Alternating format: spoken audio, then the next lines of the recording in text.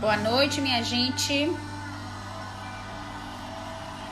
Vamos começar agora mais uma live, né, da nossa sessão Jornada de Lives aqui da Trinicap. Para quem não conhece, a Trinicap é uma empresa aqui de Salvador, da Bahia, que faz treinamentos na área de administração pública. E nós estamos com um programa de jornada de lives para que nós não possamos ficar longe dos nossos alunos, né, dos nossos espectadores agora aqui no Instagram. Agradeço a participação de todos aqueles que durante a semana passada e essa semana, né, nos acompanhou diariamente. E aí vou cumprimentar aqui a Ramonzinho, que acabou de entrar, Gilce, Mike, né, a Carlos Magno, colega da gente, que está fazendo um trabalho belíssimo durante esse período de pandemia, fazendo as postagens das publicações, das contratações de órgãos públicos sobre o coronavírus, né, aquisições referentes ao coronavírus. Parabéns, colega, pelo seu trabalho. Renata Pereira, Gelser, Ezequiel, Carlinha. Pessoal, eu peço para vocês que vocês encaminhem quando vocês querem cumprimentar ou falar alguma coisa de onde vocês são, dos municípios, para que a gente possa fazer um bate-papo aqui até a gente identificar. Se tiver alguma situação para tratar de algum município, também fiquem à vontade, tá certo? Professor Orlando, seja bem-vindo. Karina, Zenaio também junto conosco aqui em vários dias. Tiago, Paulo Santana, Carlos Magnus aí cumprimentando. Só um minutinho que daqui a pouco eu já vou convidar o professor, que já está linkada aqui, né? Dani também já está online. E aí, Mike é controlador geral de Itaberaba. Mike, eu percebi que também acompanhou a gente nos outros dias, viu? Sejam bem-vindos, obrigada aí pela participação. A nossa live de hoje tratará sobre os impactos das pandemias nas obras públicas, né? Tanto as obras públicas que estão em andamento, né, as obras de contratos vigentes, como também a permissão que a 13979 traz sobre a questão dos serviços de engenharia. E para tratar sobre esse tema, não tinha ninguém mais adequado que ele, o professor Cláudio Sarian, mestre da gente, advogado e engenheiro, dirigente do TCU, uma pessoa que tem uma didática maravilhosa, incrível para tratar sobre obras públicas, né? Todos os cursos que nós fizemos com ele aqui em Salvador foi extremamente satisfatório e elogiado. Fernandinho, seja bem-vindo.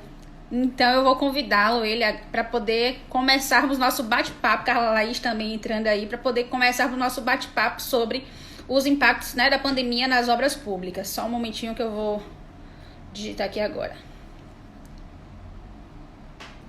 Meu colega também, Igor Coité, chegou aí na área. Vamos lá, professor Cláudio Sarian.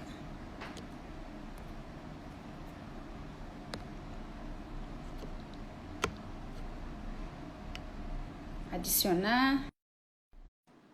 Vamos lá, Danilo.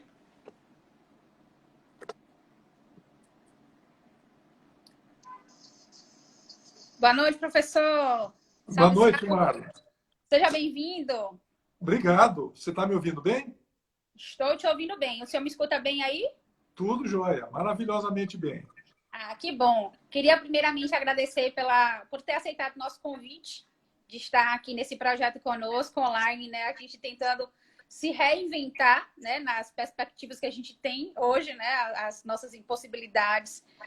Agradecer por você mais uma vez nos apoiar no projeto da Trinicap, de ser um professor brilhante, né? Você teve outras 2 lives, né? E terá mais outras 2? Tem marcadas você ou é mais uma que tá marcada? Não, tem bastante coisa pela frente, mas essa é a mais importante. O mais importante é o que a gente faz agora. Nada.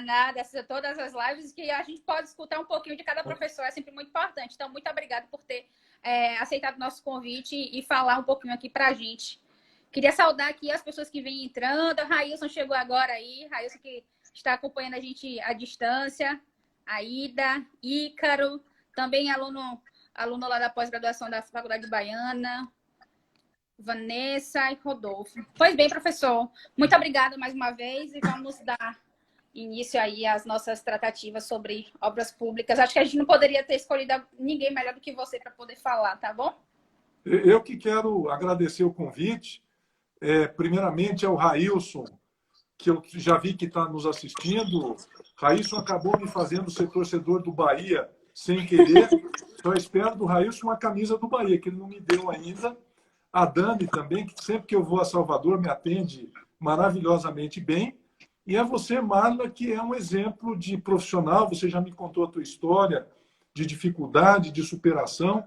Eu acho que essa superação que você mostrou na vida vai precisar ser mostrada agora por todo brasileiro nesse momento difícil que a gente vive, né? Então, meus agradecimentos por estar aqui. E eu acho que nesse mundo de lives a gente tem que focar. Essa é a nossa live hoje, é a mais importante.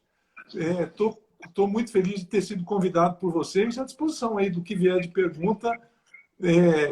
E tem muita coisa para falar, né? Obra é algo sempre muito presente nas contratações públicas, seja pela 13979, seja pela 8666. Mas fico à disposição de vocês. Que ótimo. A gente selecionou algumas perguntas que foram encaminhadas ao longo da semana para poder tratar, né? Ao longo do nosso bate-papo, nós vamos tratar sobre algumas perguntas e vamos tentar, né, com essas letras miudinhas que aparecem aí na tela, responder as perguntas do professor. Raíssa está dizendo que o professor Cláudio Sarian e o ministro Zimmer também é Bahia. Raíssa, a gente já presenteou o ministro com a camisa do Bahia, está saindo todo mundo Bahia, e todo mundo que vem para cá tem que voltar à Bahia. Mas a diferença é que o ministro ganha a camisa, eu não ganho. Esse negócio não é justo, não. Se a próxima vez que eu for aí, Raíssa não me der uma camisa, eu vou torcer por Vitória. Mas você foi pro jogo com a gente, foi para conhecer a Fonte Nova, o ministro não conheceu, olha aí, também, olha a vantagem. Também. Acho que o pior de todos nessa situação aí é Anderson Pedra, professor, que toda vez que vem aqui nunca coincide com a data da gente levar ele no ensaio do Olodum, que sempre que ele vem aqui, por que vocês não marcaram no ensaio do Olodum pra gente ir lá? E não deu certo ainda. O convite é bom. Pois é. Professor, vamos tratar das obras públicas, né? Mas vamos começar sobre a possibilidade que foi incluída pela medida provisória, a 926, que incluiu, né, no artigo inicial da 13979, que falava só sobre bens e insumos relacionados à saúde, e acabou incluindo outros serviços, inclusive o de engenharia. E eu queria saber qual é a sua opinião sobre essa inclusão, se entrou no momento oportuno, se já deveria ter entrado antes, e aí a gente falar também sobre a questão da diferença entre serviços e obras de engenharia, né, já que tem muita discussão sobre isso, né? Se as obras que estão sendo realizadas, os hospitais de campanha, estariam abarcados pela 13979. Bacana. Posso falar? Claro, agora a gente tem aqui, porque dá um delay. Eu sou de mera figurante. Dá um delay, assim a gente não sabe a hora que começa a falar. Mas vamos lá, eu acho que em época de pandemia, essa é a minha percepção, essa lei 13979 tinha que incluir tudo. Eu acho que no momento em que a gente vê brasileiros morrendo, a gente não pode se perder na filigrana de discutir se uma lei pode incluir obra, pode incluir serviço, lei essa que criou muitos procedimentos rápidos, céleres. Eu já vi que vocês, durante essas 2 semanas, têm esgotado bastante o tema. Mas minha visão pessoal, época de crise, época de guerra, época de pandemia, deveria poder tudo.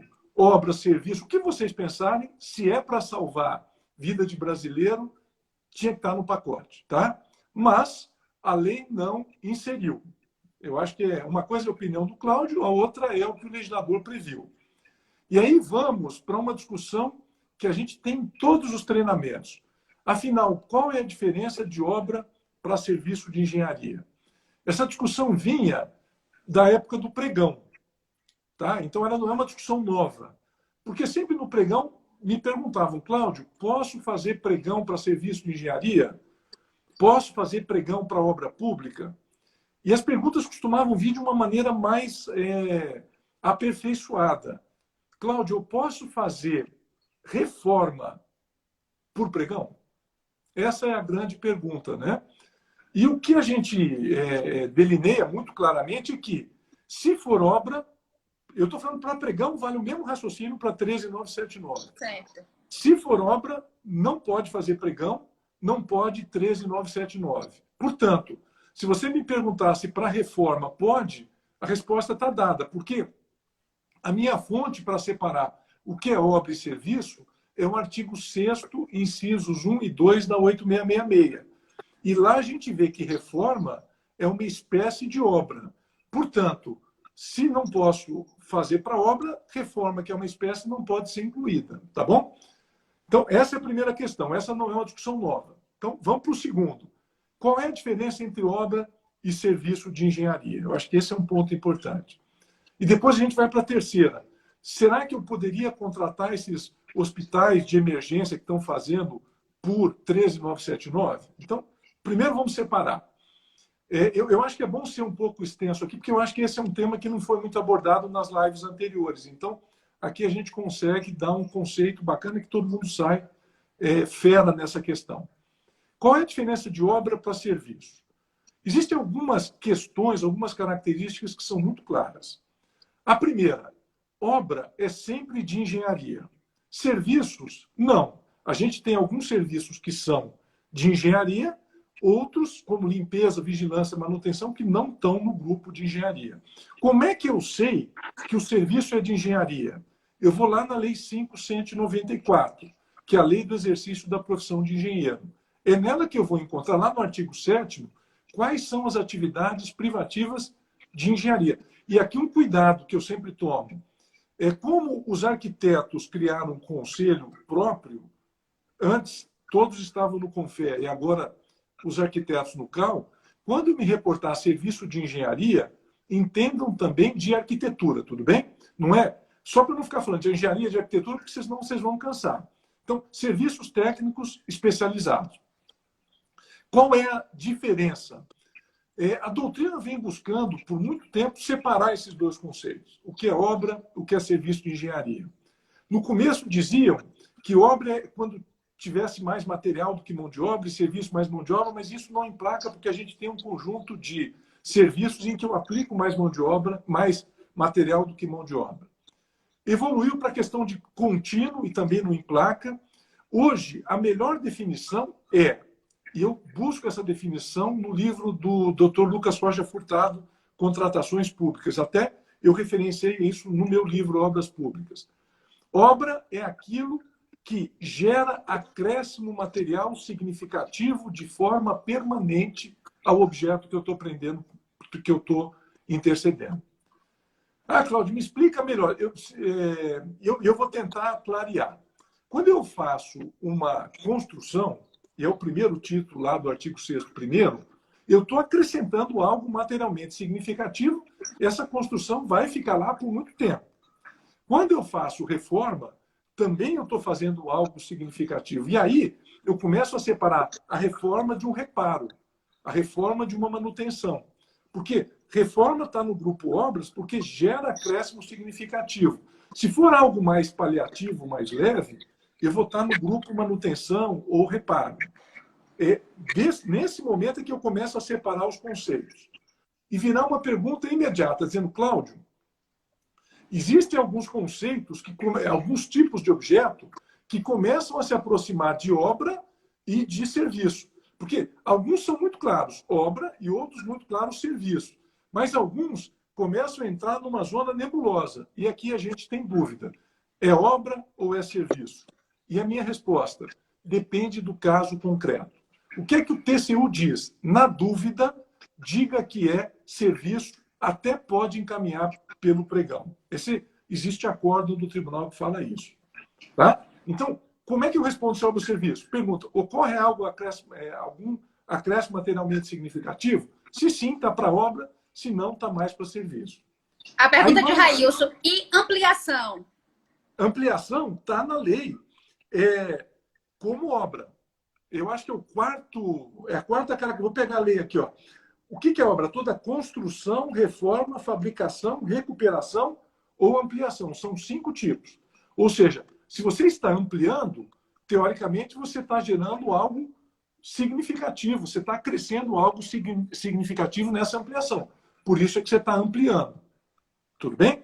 Aí pergunta, se você for tirar um tubo da parede e trocar por outro, aí você está em serviço porque você está no reparo. Tudo bem? Tudo bem. Está bem esclarecido. Agora vamos lá para a pergunta que tem sido a mais feita de todas. Cláudio, esses hospitais, que não são hospitais propriamente ditos, que estão fazendo dentro de estádios de futebol, podem ser contratados pela Lei 13.979? Eu diria, esses barracos refinados que estão fazendo para atendimento emergencial, são obras ou são serviços? Essa é a grande pergunta. Meu entendimento, não são obras. Por quê? Porque eu vou montar e depois eu vou desmontar tudo isso. Não haverá acréscimo material permanente por conta dessas instalações. Eu prefiro caracterizá-las ou como instalação ou como montagem para poder encaixar na 13.979. Tudo bem? Tudo bem. Esse é um entendimento meu. Por que isso não está na jurisprudência? Porque não deu tempo ainda, né, pessoal? Não deu tempo ainda, né? A jurisprudência ainda vai chegar. Agora, meu entendimento, quem errar nesse momento, dizendo que é serviço e botando na 13.979, com toda certeza não vai ser apenado por órgão de controle.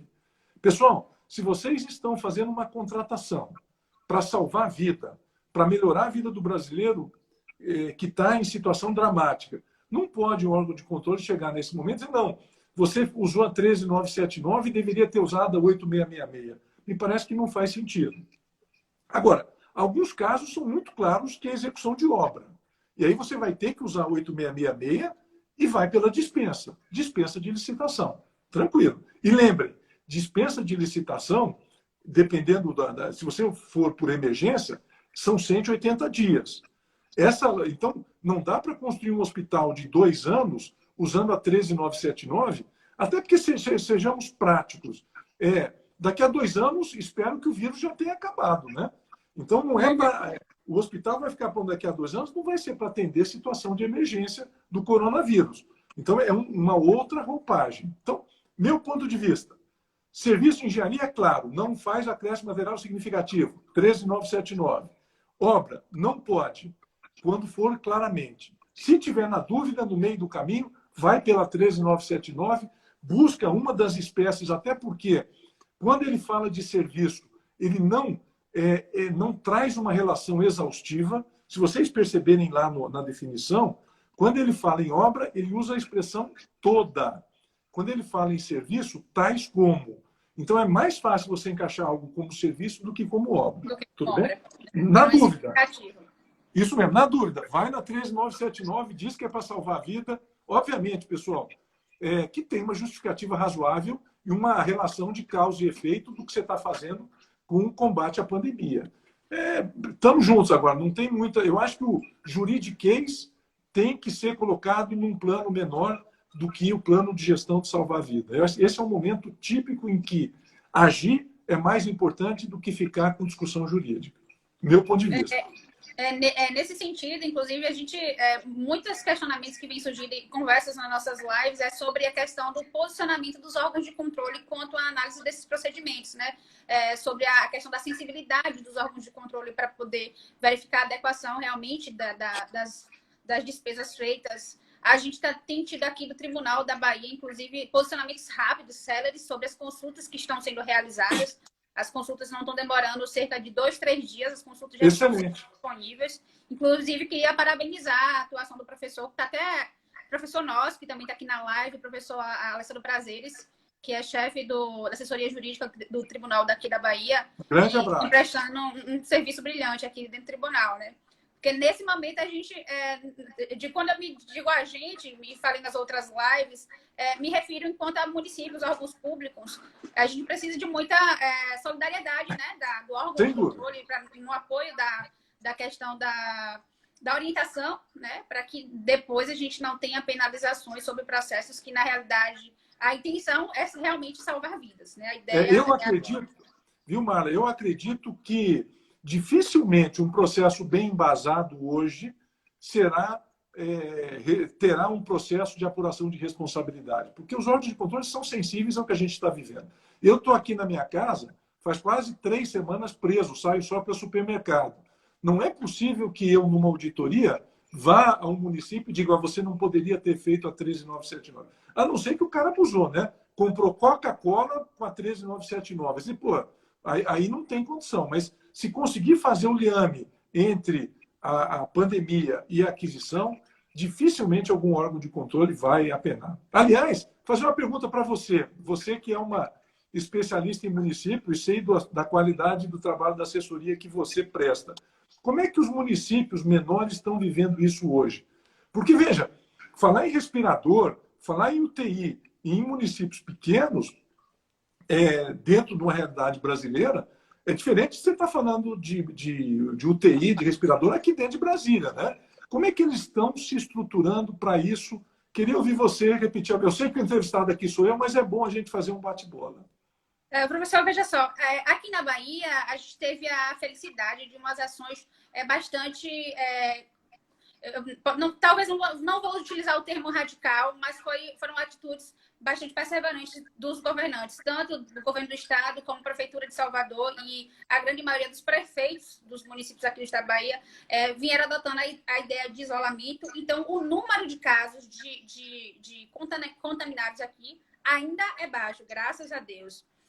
Então, assim, o governo do estado ele vem se posicionando no sentido de, primeiro, aqui na capital, montou, já vem montando, inclusive na Fonte Nova, vai servir como hospital de campanha, e teve também a questão de alguns hotéis que estão servindo nesse sentido, e agora eles estão chegando nos municípios, através das policlínicas regionais, o governo do estado vem trabalhando. Então, assim, os municípios ainda não vejo a mobilização em termos de obra pública. Recentemente, um dos nossos clientes nos solicitou um parecer no sentido de uma UBS, uma construção de uma unidade de saúde, que estava parada, teve um distrato contratual, e se eles poderiam continuar através de uma dispensa emergencial, para poder atender a situação do Covid, desafogar uma ala do hospital, trazer para a UBS e montar no hospital. Então, assim, em termos de obra, acredito que aqui a gente vem começando a trabalhar, a conversar agora, em termos de insumos de saúde, aqui a gente teve um problema muito grande, porque houve requisição administrativa por parte do governo, então muitos fornecedores de municípios ficaram desabastecidos, então não houve como os municípios fazer aquisição. Eu faço assessoria para várias prefeituras. Eu tenho muitos clientes que ainda não conseguiram receber nenhum tipo de insumo relacionado ao atendimento da pandemia, tendo em vista essa dificuldade realmente da oferta. Eu também tenho clientes privados, eu vejo meus clientes privados com dificuldade de aquisição, onde você não tem burocracia nenhuma de compra. Então, aqui, a maior burocracia hoje que eu vejo no âmbito municipal é realmente a questão da distribuição, da demanda, e também da dúvida. Assim, a gestão pública municipal aqui no estado da Bahia, e talvez seja a realidade na maioria dos municípios pequenos, é muito carente de informação. Os servidores, infelizmente, não têm a capacitação necessária para poder atender uma situação regular da administração. Imagina uma situação excepcional. Então, a gente tem dúvidas sobre tudo, desde aquelas dúvidas que a gente entende que realmente é falta de capacitação, como a gente sabe daquelas que vêm por má fé.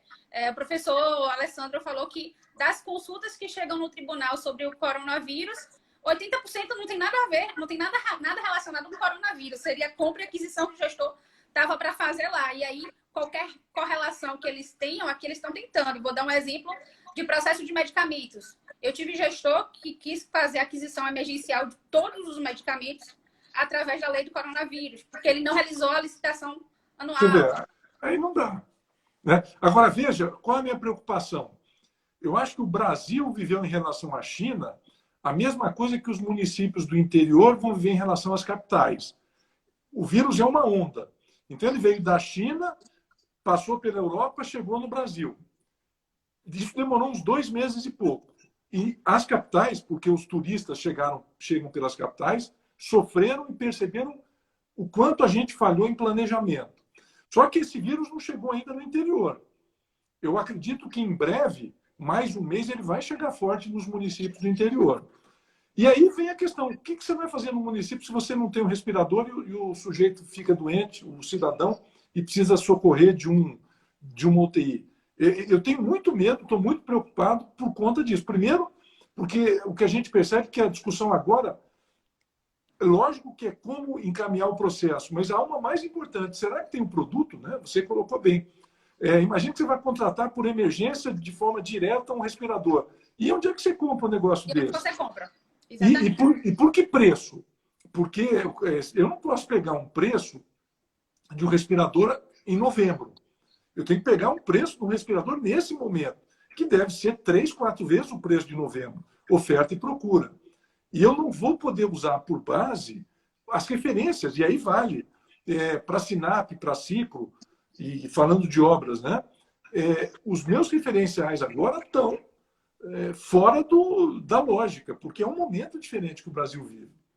Professor, aproveitando que você falou sobre a questão da tabela SINAP, teve até uma pergunta sobre isso, eu vou te reportar, que um aluno fez a seguinte pergunta: que se os preços referenciais da SINAP, eles deveriam ser necessariamente seguidos agora, ou se devido à urgência, o preço proposto pela administração, alguma outra referência poderia ser utilizada de forma emergencial? Ou se você acha que deve ter o cuidado das referências públicas ainda de preço? Não, eu acho que essa resposta é relativamente simples. Sempre, em qualquer momento, a referência Sinap e Ciclo vale. Sempre.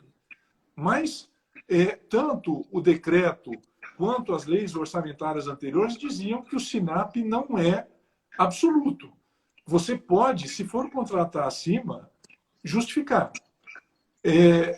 Obviamente, nesse momento, se você for contratar algum tipo de serviço que envolva Sinap ou Ciclo, você vai fazer uma pesquisa e vai procurar justificar o porquê você está pagando a mais do que o Sinap e Ciclo.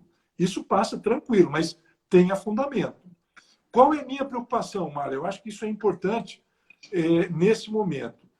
Está todo mundo falando da 13979. Todo mundo. A gente vai nas lives hoje, a gente tem 100 lives falando 13979. Mas são contratos que, no total, correspondem a 3, 4, 5% de todos os contratos da administração. E ninguém está falando dos 95% da 8666 que tem que ser suspensos, reequacionados, ritmo ajustado. Ninguém está falando disso. É importante que as pessoas estejam atentas aos 95, porque senão vão ser duas crises dentro da mesma. A crise, eu até fiz uma live outro dia e brinquei. É um momento de acelerar os contratos 13979 e um momento de frear os contratos 8666. E mais perigoso é você frear do que acelerar. Porque se você está com a pista molhada, como a gente está hoje, e freia de forma equivocada, esse teu carro vai escorregar e bater no barranco. Então, muito cuidado com esses contratos. Aliás, quem quiser, eu preparei um e-book, eu acho que é legal, está lá no meu Instagram, @CláudioSariano.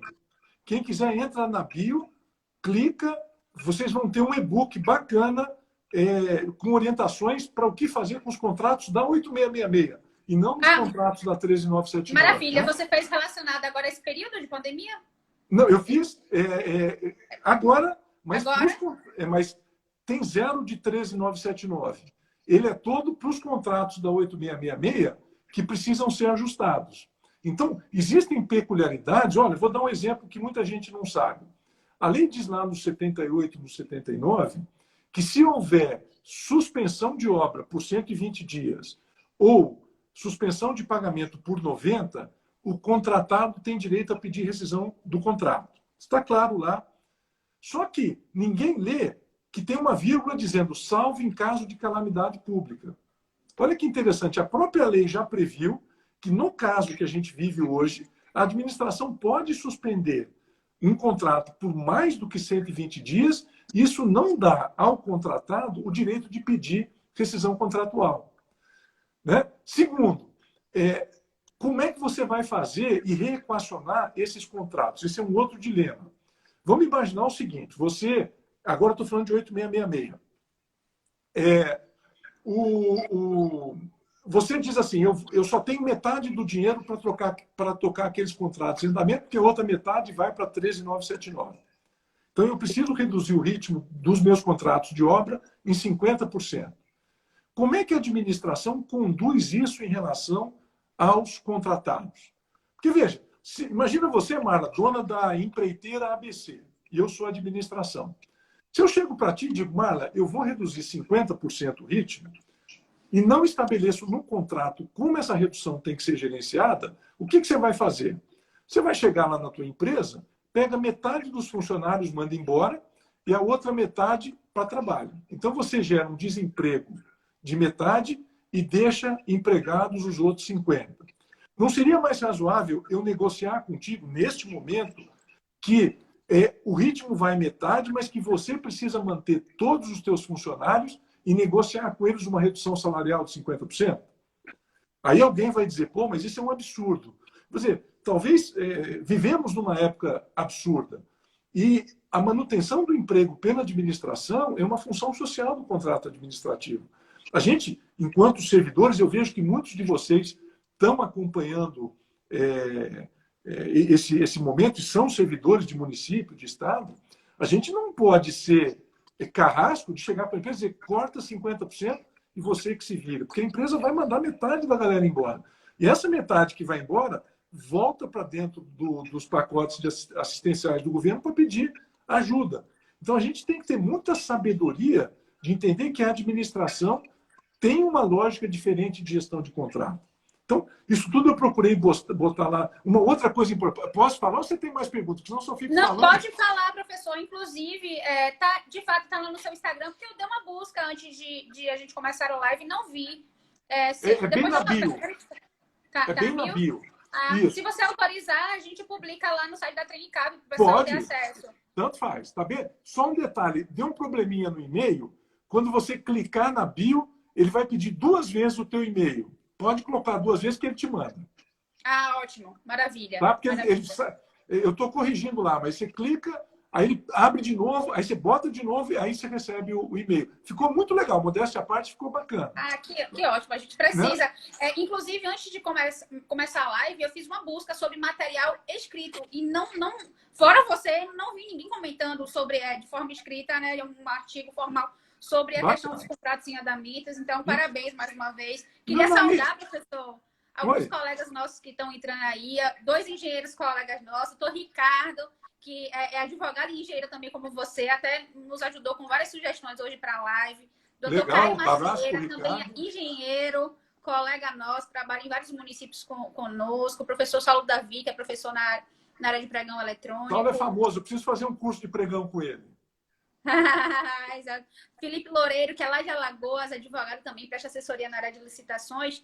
E antes da gente retornar, tem uma pergunta aqui de Zenaide, porque ela fez, mas alguma outra pessoa também fez, sobre a questão do projeto simplificado previsto na 979. O que você entende sobre projeto simplificado, projeto básico simplificado? Então, vamos lá. Essa é uma pergunta boa e a gente demora muito tempo para quando a gente trata em curso, mas vou tentar simplificar. Toda contratação pública, não sendo bem ou serviço comum, tem que ter um projeto básico. Qualquer contrato, isso diz a 8666. Por quê? Se não é bem ou serviço comum, não está no pregão, foi para 8666, precisa de projeto básico.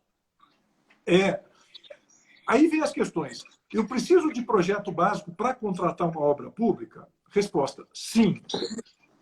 Este projeto básico eu chamo de projeto básico de engenharia. Mas vem uma segunda pergunta. E eu preciso de projeto básico para contratar o projeto básico de engenharia? E a resposta é a mesma. Sim. Os dois chamam projeto básico. Só que tem conteúdos e especificidades diferentes. Tudo bem? Então, para contratar a obra, eu preciso de projeto básico de engenharia. E para contratar o projeto básico de engenharia, eu preciso de projeto básico. São 2 projetos básicos. Tranquilo? Numa época de pandemia, e a gente já viu que para a obra pública não se aplica a 13979, eu vou ter que trabalhar com um projeto básico simplificado para contratação de serviço. E o que é um projeto básico simplificado? Resposta aqui do advogado, né? É aquele que você consiga fazer com a melhor precisão possível dentro de um tempo de 4, 5, 6 dias.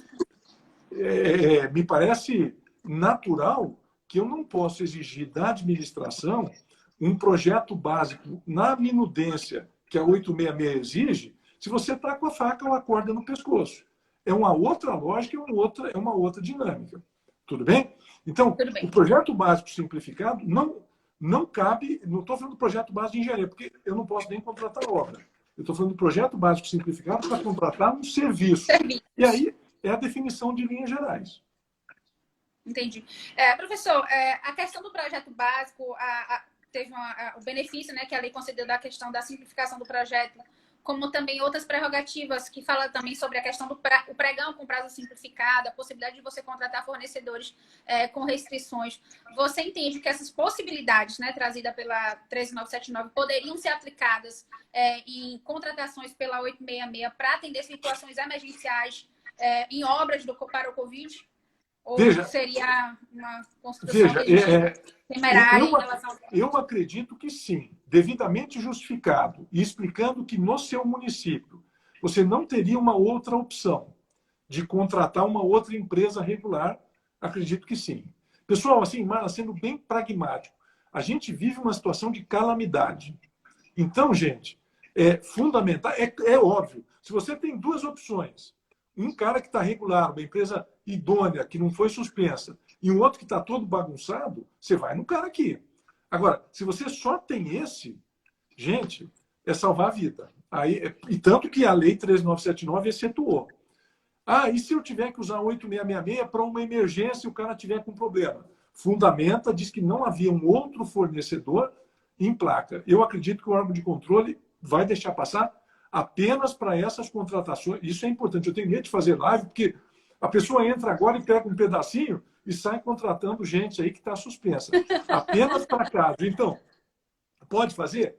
Sim, mas com as seguintes condicionantes. Tem que ser emergência, tem que ser para atendimento de consequências do Covid e não pode ter um outro fornecedor em condições hábeis para ser contratado. Uma consulta feita por um gestor, cliente nosso, foi no seguinte sentido. Uma contratação emergencial, então a gente orientou ele fazer pela 866, né, já que era uma obra e não um serviço de engenharia. E a dúvida, na verdade, ele também é advogado como a gente e já trabalhou muito tempo na área de assessoria municipal. Falou, Marla, por que se eu posso fazer uma dispensa, por que eu não faço uma tomada de preço com prazo reduzido que me atenderia, já que ele queria, de fato, contratar por disputa de que houvesse uma seleção? E aí eu falei, né, a regra é que, infelizmente, os dispositivos não se aplicam pragmaticamente. Mas seria uma excelente saída. Né? Se você pode, quem pode mais, em tese, poderia menos. Se você pode... mas só que... aqui eu já acho forçação de barra. Eu acho o seguinte, uma coisa é emergencial mesmo, e tem que fazer a obra, e você vai para a dispensa. Agora, criar construções jurídicas nesse momento, eu acho complicado. Aí eu prefiro dizer, vamos na emergência, toca e vamos fazer. Ou seja, para mim, se preciso da obra e essa obra não for possível enquadrar, óbvio, se o objeto for obviamente obra, eu acho que isso é importante, eu me afasto da 13979, vou para 8666 e vou na 24 horas. Isso. Aí, senão, vai começar a forçar muito a barra. Ricardo, que também é advogado e engenheiro como você, ele faz o seguinte, considerando a simplificação do projeto básico, poderia ter um efeito colateral a necessidade de aditivos posteriores para corrigir os processos da simplificação do projeto. Sem dúvida. Quando você está em situação emergencial, você vai ter que fundamentar, fazer um aditivo mesmo superior aos 25%, porque vamos pensar diferente. Quem que perguntou? O Ricardo, né? Foi Ricardo Lima. Imagine que eu esteja numa situação emergencial e fiz um projeto básico mais ou menos. Chegou no 4º mês, estourou meu limite de aditivo de contrato. Se eu entendesse que eu não posso aditar mais do que 25, eu teria que fazer o quê? Outra contratação emergencial. Com quem? Com a empresa que está lá. Por que valor? Pelo valor que está no contrato. Então, nesse caso, explicando, obviamente fundamentando, você vai autorizar excepcionalmente esse aditivo, desde que naquelas condições, com foco na pandemia. Eu não posso, para contratar álcool gel por uma emergência, comprar o supermercado inteiro, tá? Biscoito, bolacha, pizza, lasanha. Não é assim. O meu foco agora e tanto que a própria 8666 já traz, há muito tempo a jurisprudência está bem consolidada. Apenas aquilo que for emergencial. O que não é. Não é? Isso vem da 8666. Só esse cuidado. Entendi. Vamos passar agora a falar um pouco, né, daquele tema que você falou, os 95%, que são as obras que estão em andamento. E talvez, Opa, isso é bacana. Talvez seja assim, Eu estou vendo vários engenheiros aqui na live, saudar também Lute, também excelente consultor na área de engenharia. A gente não pode esquecer das contratações que estão em curso, né? Então, existe muito questionamento sobre a questão das suspensões de obras que, por motivos financeiros, que os municípios estão parando as obras, o governo federal, não sei se continua os repasses das obras conveniadas. Então, tem muita obra que está tendo a paralisação. E aí nós temos dois impactos. Para a administração pública, que vai deixar de ter aquele serviço programado, e também para o prestador de serviço, que vai ter os impactos, né? Como a questão de parte salarial dos seus funcionários. Queria que você falasse um pouquinho, a gente começasse a falar agora sobre os contratos em andamentos, que são contratos que a gente tem, como você dizer, são 95% Legal. do que acontece. Primeira sugestão para vocês fazerem amanhã. Hoje é quarta, né? Hoje é quarta. Então, quinta-feira de manhã, para todo mundo que tem algum contrato sob a sua gestão, contrato de obra ou de outra espécie. Amanhã, eu falei isso na live passada e está lá no meu e-book, que vocês baixam lá no Cláudio Sarian, tá? No Insta. Aliás, amanhã eu vou fazer outra live. Então, está todo mundo convidado sobre fiscalização de contrato. Professor, como é que está o seu Instagram para o pessoal ficar sabendo aqui? Vou Dani, arroba Cláudio Sarian, com N de navio. Tudo junto. Pedir para a Dani digitar aí na live para o pessoal adicionar quem não tiver ainda, para poder amanhã estarmos todos lá. A Dani já botou aí. Você é minha convidada especial. Obrigada. Então, primeira coisa que vocês devem fazer amanhã, um ofício a todas as empresas contratadas, dizendo o seguinte: prezado diretor da empresa tal, esta administração, por força da pandemia, está reestudando o andamento dos seus contratos. Nesse sentido, solicito de Vossa Senhoria que informe a este órgão, a esta prefeitura, primeiro, se existe algum impacto necessário de equilíbrio econômico-financeiro nos preços contratados. E, em caso positivo, qual o valor? Tudo bem? Tudo bem. Segundo, que esta administração não autoriza, isso é importante, a execução de qualquer serviço que tenha a necessidade de aumento por reequilíbrio econômico-financeiro sem prévia anuência. Ou seja, empreiteiro, eu quero um relatório em 3 ou 4 dias de se você consegue manter com os preços do contrato. E se você não conseguir, já estou falando para você agora, não execute nada que precise do equilíbrio. Alguém vai dizer, Cláudio, você está sendo muito duro. Não. Eu estou querendo alertar para evitar que daqui a 3, 4, 5 meses as empresas venham com pedidos monstruosos de reequilíbrio econômico e financeiro. E aí nós, da administração, não teremos capacidade operacional de discutir isso tudo, e isso tudo vai acabar no judiciário. Então, se vocês que estão aqui, são 65 pessoas, puderem só fazer esse ofício, já valeu hoje a gente está discutindo. Não deixem eles executar nada, obviamente, Cláudio, mas vai parar? Não. Você vai dizer que não execute nada que necessite de equilíbrio sem a minha prévia anuência. O cara vai trazer e dizer, eu preciso aqui para o concreto 10% de aumento. Ok, está autorizado e depois você resolve. Tudo bem? Tudo bem. Isso é muito importante. Isso e grava essa live, Vilma, grava a live, quando o pessoal te perguntar daqui a 6 meses do reequilíbrio, você passa a live para eles. Excelente. Eu queria saber se você tem alguma dica para dar agora para o outro lado, para os empreiteiros, nesse período das obras públicas. Primeiro, você sabe qual tem sido a minha maior surpresa? O interesse que as empresas estão nas lives que a gente tem feito. Eu acho bacana, eu não sei como é que está o perfil. Se alguém aqui é de iniciativa privada, coloca um sim para a gente saber. Eu acho que é legal. Mas nas lives que a gente tem feito, aparece muita gente dizendo assim, Cláudio, está muito bom. A administração pode tudo e como é que fico eu? Meu posicionamento, tá? Primeiro, se o seu contrato foi suspenso, sine die, como a gente diz, sem dia para retomar, que você busque todas as notas fiscais de materiais que você comprou e já botou na obra e peça para a administração o valor. quê? Porque a própria Lei 8666 prevê essa indenização em caso de rescisão contratual. Quando a gente está num momento atípico e você suspende e você já comprou o material e ele está na obra, eu entendo que é bem razoável que você peça, obviamente você vai colocar o material à disposição da administração, mas que você peça a indenização desse valor de material que você comprou. Por quê? Fato imprevisível. Então, esse é o primeiro. Tem muita gente preocupada. Outro dia, recebi uma pergunta de um colega, nem conheço ele, de uma empresa, em Cláudio, eu estou com R$500 mil de material comprado para a obra e recebi suspensão. O que eu faço? Eu acho que você tem que sentar e dizer, eu preciso de uma indenização. Tá certo? Porque o que a empresa vai fazer com esse material? Vai voltar para o estoque? Não.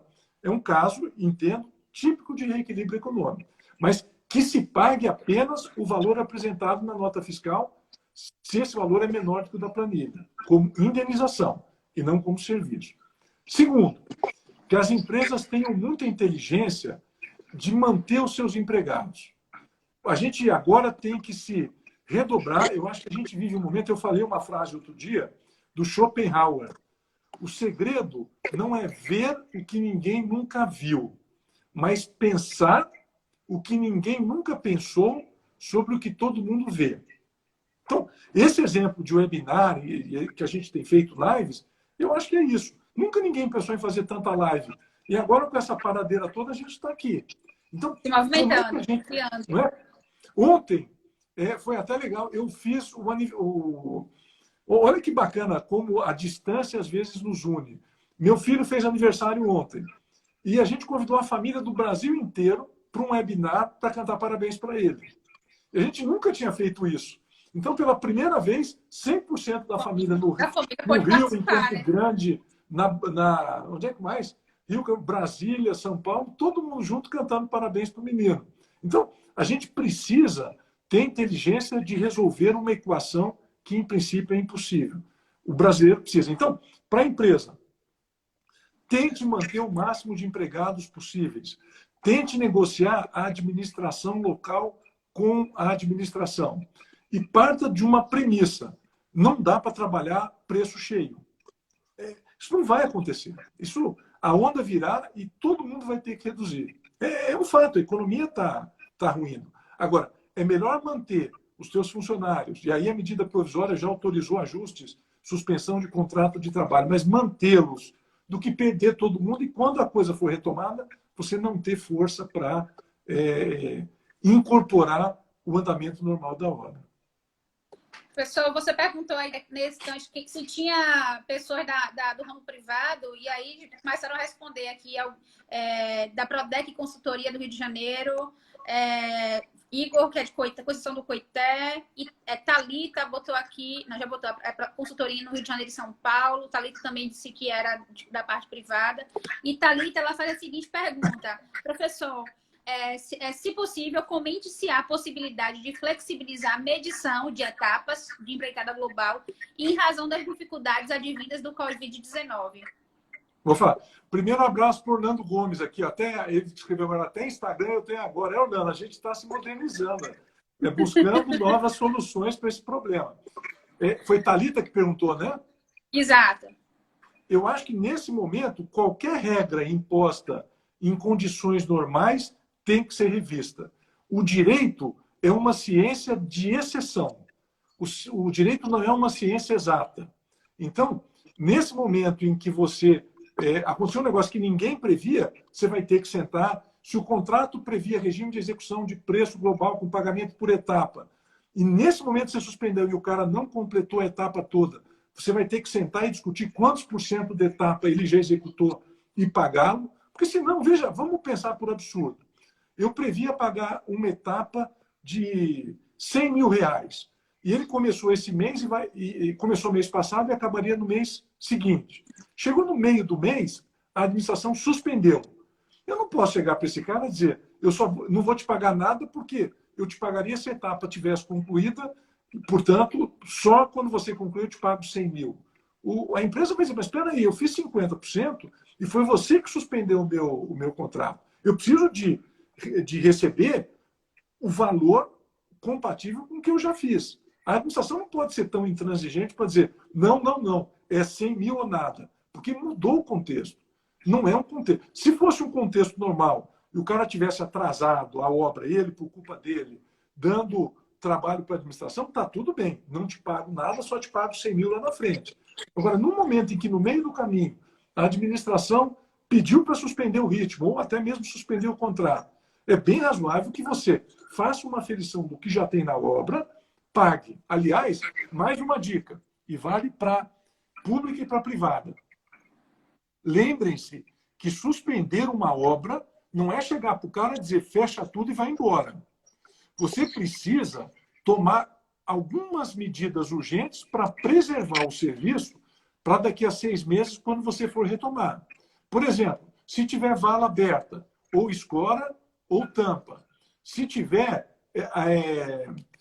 vou usar uma palavra popular, para não ser muito técnico, ferragem de pilar aparente, de ferragem aparente, faça proteção.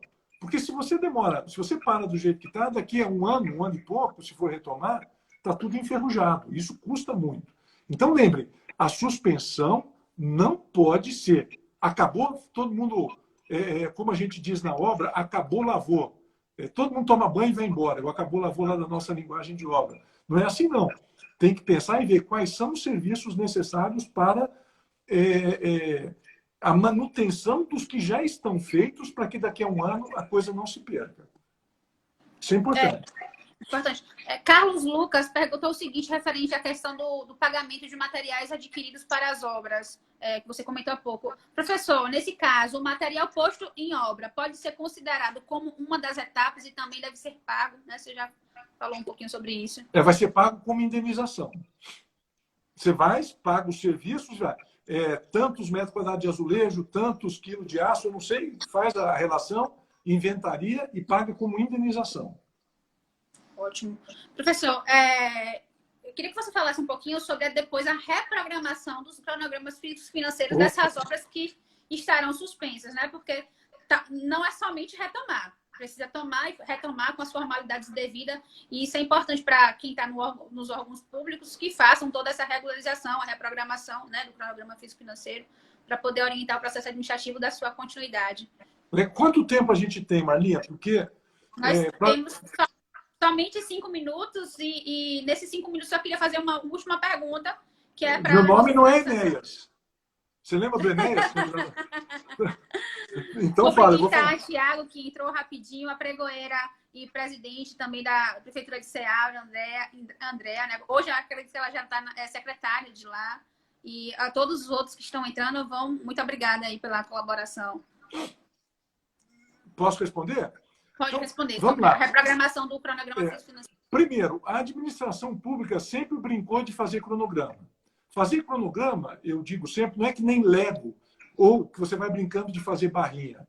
Existe um estudo muito sério, meu amigo Zé Maurício da Prodec sabe o quanto é importante um cronograma com a definição de caminho crítico, com a definição das etapas que não podem atrasar. Isso tudo é fundamental, não é fazer barrinha e dizer vamos ver o que dá na hora. O que vai ser preciso? Primeiro, na hora de suspender, já falei, cuidados necessários, indenizações necessárias. Quando for retomar, vai ter que fazer um inventário do estado em que a obra se encontra e o saldo dos serviços a serem executados. Segundo, quanto dinheiro tem disponível e em que tempo. E aí reprogramar tudo. Reprogramar dizendo o que é crítico, o que não é crítico, etc. Agora, por que eu falo em caminho crítico? Se a obra for ter apenas uma redução de ritmo e não uma suspensão. Suspensão é para tudo, sai todo mundo. Redução de ritmo é reduz para 50%. Mantenham a priorização nos serviços do caminho crítico da obra, porque você ganha muito tempo lá na frente. Então, o que for crítico, você faz. O que não for crítico, não faz. Excelente. Professor, para poder finalizar, eu queria fazer uma pergunta para você referente a 13979. Quais são os aspectos dela? Se você achou de que algum dos benefícios ou das inovações trazidas pela 13979, elas poderiam ou devem ser incorporadas ao nosso ordenamento atual das contratações públicas? Eu acho que todas. Eu acho que todos. Eu acho que o Congresso, quando pensou no projeto de lei que está no Senado hoje, pensou ainda com uma mentalidade antiga. O que é que eu penso? Eu acho que tem que dar muita flexibilidade para o gestor, muita, mas apertar muito em termos de sanção as empresas ou o próprio gestor quando fizerem coisa errada. Eu não posso tratar 95% dos bons gestores, amarrá-los pensando nos 5% que são desonestos. Eu acho que tem que haver uma mudança brutal de paradigma. Aliás, hoje na 13979 saiu algo absolutamente inusitado. Eu não sei se você já chegou a ler a possibilidade de fazer registro de preço por dispensa de licitação. Exato. Saiu hoje, Talvez né? valha a pena você, amanhã ou depois, fazer uma live convidando alguém para falar disso, porque isso é muito diferente, né? Você fazer uma dispensa. Muito inovador. É, Fazer é, uma registro de preço através de dispensa de licitação. E, principalmente aqui na Bahia, por exemplo, a gente ainda não tem a assertiva dos órgãos de controle quanto à possibilidade legal de fazer o registro de preço. O Tribunal PCM Bahia ainda tem um posicionamento contrário à utilização de registro de preço. E é uma inovação excelente. muito Acho que grande. realmente é um caminho muito bom, né? Imagine, eu faço assessoria para vários municípios. Tem um trabalhão para fazer uma Marlinha, implementação vai no acabar o município. tempo. Eu E estou outros vendo aqui. municípios poderiam. Nós Então, estamos vai falando, eu só vou deixar Professor, um beijo para todo mundo. Oi? antes de acabar o tempo, tá todo mundo dizendo que a live tem que ter continuidade. Tá todo mundo pedindo aqui que a live aumente o tempo, mas o Instagram, infelizmente, não nos permite. Que Mas bom, queria né? te agradecer, porque Mas, a ó, sua live. amanhã tem live minha no meu canal do Claudio Sariano. E o Então, fato do gente, pessoal querer mais tempo é bom, significa que não enjoaram de mim, né? Porque pô, não acaba essa live, que saco. Então, amanhã a gente continua. Se tiver alguma dúvida, manda lá uma pergunta no Insta que a gente trata. Mas quero te agradecer, Maria. Vai cair, mas quando cair já fica o meu beijo. Pela atenção. Vocês são uma empresa de Salvador que trazem uma ideia nova de treinamento, um conceito novo. A Dani é especial no tratamento com os professores. O Raísso é um cara extremamente determinado. E você, eu não vou dizer que você é a musa da licitação do Nordeste para o pessoal não pegar no teu pé. Mas o teu exemplo de dedicação, das histórias que você me conta de assessoria, parabéns. Você está ajudando a fazer um Brasil melhor e a gente não está aqui à toa. Eu digo sempre, olha o coronavírus vindo aqui e a possibilidade de alguém morrer amanhã é grande, né? E é muito triste a gente sair desse plano ciente de que não cumpriu a missão. E a missão que a Trainicap tem cumprido é uma missão muito nobre, tem ajudado muito, não apenas Salvador, eu sei que vocês fazem cursos em outros locais. Meus parabéns e tenho a certeza de que vocês estão no caminho certo. Muito sucesso para vocês. Obrigada, professor. Obrigado mesmo pela participação. Amanhã, todos convidados para a live do professor no canal dele, @Cláudio Sarian. Só isso. Sarian com N no final. Professor Orlando, obrigado. Vanessa, obrigada. Ramon também, obrigado. Nós estamos... agora o Instagram criou uma novidade. Ó, ele botou um tempo, quanto tempo restante tem. Isso até ontem não tinha nas lives. Aonde que está então, isso? Tá em cima da minha tela, tá dizendo que tem 1 minuto e 46 segundos restantes. Então já vai ser bom, porque a gente já sabe quando se despedir efetivamente. Amanhã na sua live. Fique atento. Zenaide, muito obrigada pela participação. Vica, professora Valéria, Vanessa, já citei, pregoeiro e presidente do município de Coração. Amanhã, 19 horas. Zenaide perguntou. Amanhã, 19 horas. Às 19 horas, o professor está repetindo a questão do horário. Ramonzinho, muito obrigado. Lícia Cardoso, do MP, acho que do Ministério Público de Minas Gerais, está aqui assistindo, o professor está aqui avisando. Lute, já saudei, da consultoria na área de engenharia. Nosso colega Carlos Magno também consultor na área de licitação, está prestando um bom trabalho aí durante esse período. Gleice Cedrais, Lícia Cardoso, Andréia, comentei. Enfim, todos vocês que não deu para citar o nome de todo mundo, mas sintam-se prestigiados, querido por nós. Já temos quase 2 semanas de lives e acompanhado por vários colegas. Ícaro também está aqui todos os dias. Eu sei que é uma tarefa, às vezes, cansativa, né? Porque a gente tá todo mundo com suas atribuições profissionais e do lar, e às vezes não dá tempo de se concentrar 1 hora para ficar prestando atenção. Mas que bom que a gente está tendo essa possibilidade de discutir, de conversar, né? E interagir, porque o bom da live é que você tem interação com as pessoas estão ali prestando as suas solidariedades às dificuldades que têm nos seus órgãos, né, nas suas empresas, e que tem professores como você que se disponibiliza a nos ajudar, está aqui conosco. Muito obrigada, professor. Agora, de fato, só temos 8 segundos restantes, avisado aqui pelo Instagram. Muito obrigada, que Deus te abençoe e até amanhã, viu? Beijo. Beijo.